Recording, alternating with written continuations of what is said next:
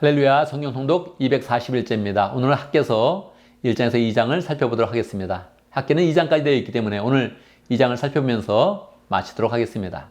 학개서 1장, 다리우스 왕 2년 여섯째 달, 그달 초 하루에 학개 예언자가 주님의 말씀을 받아서 스룹바벨 유다 총독과 여호수아 대제사장에게 전하였다. 이렇게 시작이 되고 있습니다. 학개서를 잘 이해하려면 우리는 그 배경을 알아야 됩니다. 학개서는 포로 후에 활동했던 그런 선지자입니다. 이스라엘 백성들은 BC 586년에 예루살렘이 멸망해서 완전히 다 포로로 잡혀가지 않았습니까? 포로로 잡혀갔던 그런 사람이 하나님의 특별한 은총 가운데서 고레스 왕 원년에, 페르시아 왕 고레스 왕 원년에 그들이 돌아오게 됩니다. BC 536년에 돌아오게 되는데, 돌아와서 그들은 어떤 일을 했을까요? 처음에는 의욕이 가득 차서 하나님의 성전을 짓겠다. 그리고 성전의 지대, 즉 기초를 놓았고 열정으로 그들의 그런 힘을 모아서 성전 건축에 힘을 썼습니다.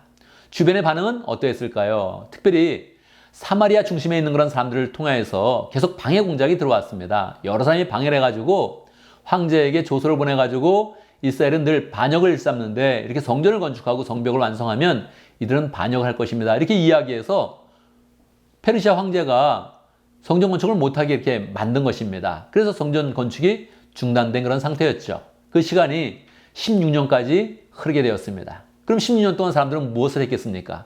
각자 집을 짓고 잘 살았던 것입니다. 그래서 4절 말씀에 보면 성전이 이렇게 무너져 있는데 지금이 너희만 잘 꾸민 집에서 살고 있을 때란 말이냐 하면서 책망하는 그런 그 말을 합니다. 그래서 다시 이제 이야기를 하는 것이죠. 8절 너희는 산에 올라가서 나무를 베어다가 성전을 지어라. 그렇게 하나님의 그런 말씀이 임한 것입니다.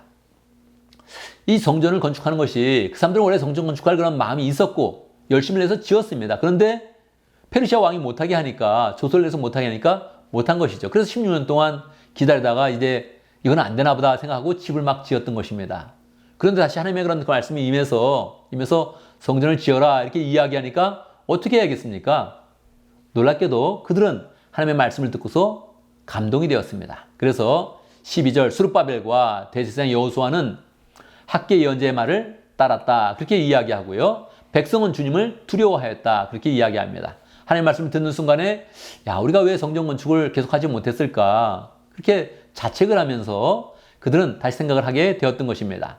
그리고 나서 14절 그래서 백성이 와서 그들의 하나님 만군의 주님의 성전을 짓는 일을 하였다. 그렇게 이야기를 하였다. 23일 만에 즉각적으로 그들의 온 백성의 힘을 합해서 성전 건축을 시작을 하였던 것입니다.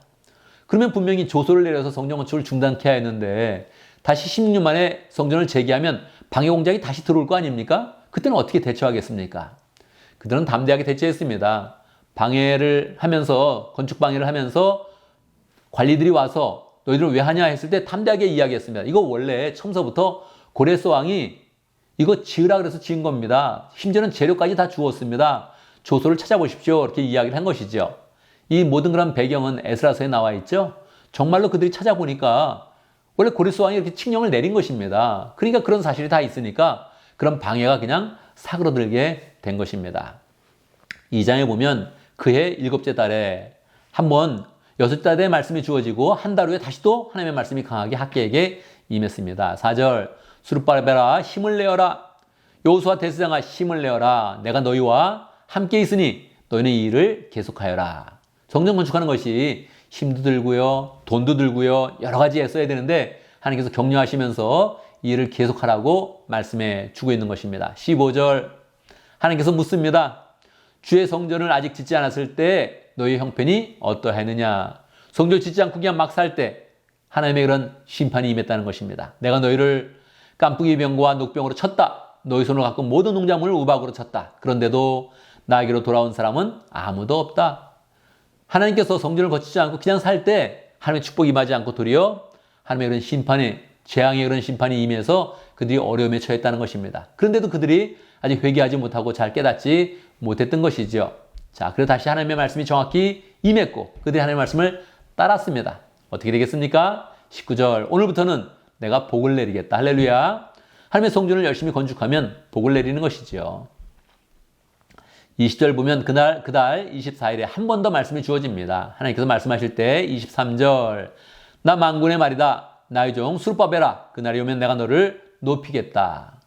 내가 이미 뽑아 세웠으니 내 옥새로 삼겠다. 나 주의 말이다. 그래서 하나님께서 이 당시 총독이었던 수르바벨 지도자를 높이 세워서 아예 하나님의 옥새로 만들겠다. 그렇게 이야기를 해주시는 것이죠. 왜 그럴까요? 수르바벨이 귀한 일을 했기 때문에 그러합니다. 성전을 지었기 때문에 우리는 보통 이 성전을 수르바벨 성전이다. 그렇게 이야기하죠.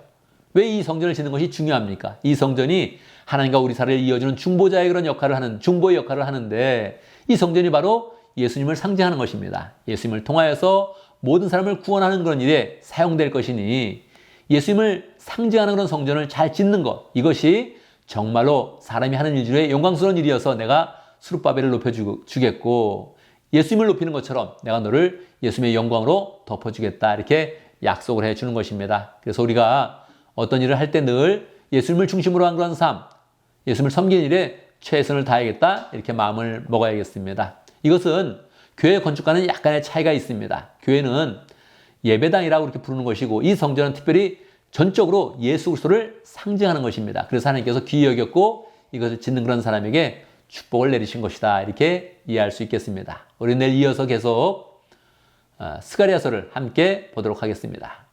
감사합니다.